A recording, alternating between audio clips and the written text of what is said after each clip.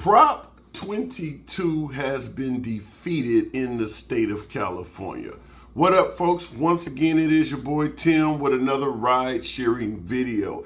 As you can see, my backdrop is a tad bit different. I am on vacation with the folks down in the state of New Orleans. So hadn't been on for a few days, but nevertheless, I do follow the news. I do follow what's going on, and it does appear, unfortunately, as if Prop 22 in the state of California has been overturned, which was a proposition that would allow Uber and Lyft, or better yet, force Uber and Lyft to treat its employees or its independent contractors as employees.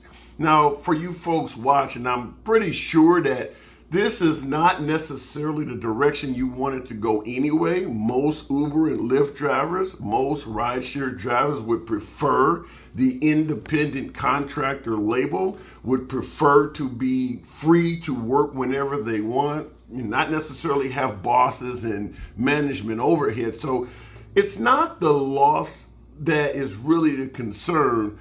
What I'm going to push to you is the difference in what happened in the state of New York versus what happened in California and why California got it wrong. Now, if you recall, a few days ago, I did a video out of New York where they were indeed victorious.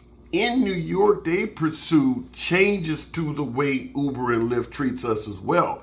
But they weren't pursuing the employment versus independent contractor label. What they were pursuing is what we all want: transparency. You don't want the ridiculous deactivations when you wake up and the shit has completely kicked you off the app. In California, they're trying to make them employees. I don't believe most Uber and Lyft drivers want to be listed as employees, W-2, taxes being taken out and things like that. So in the comments, I always invite my veteran drivers. That is the question for today's video.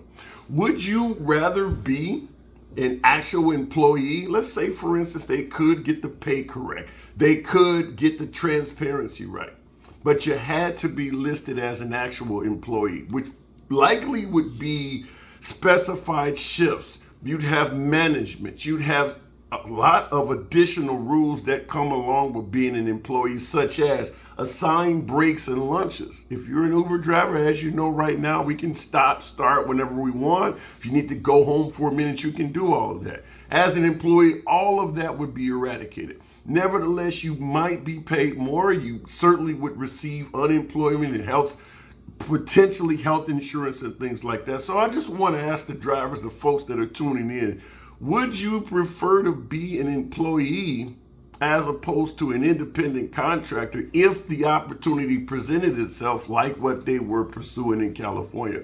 Now, I've done videos before. This actually did happen in the country of New Zealand, where they did win and they are now deemed as employees. But as I stated before, a lot of jumping on and jumping off whenever you want, all of that tends to go away if we become employees. So I want to see how you folks feel. If you could get paid properly, start getting unemployment insurance and access to things like that, workers' comp and all of that, would you rather be an employee if you could? I'm curious to see. Yours truly, I would not. I make it clear that I have a day job and I only come on when they offering streaks, bonuses, or surge pricing. But some of you folks out there that drive full time, this may sound like something more that you would entertain. Nevertheless, the state of California has indeed failed at Prop 22.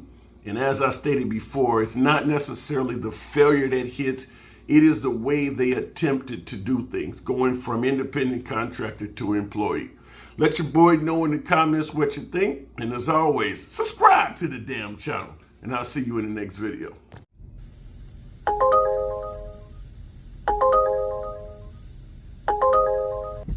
For the love.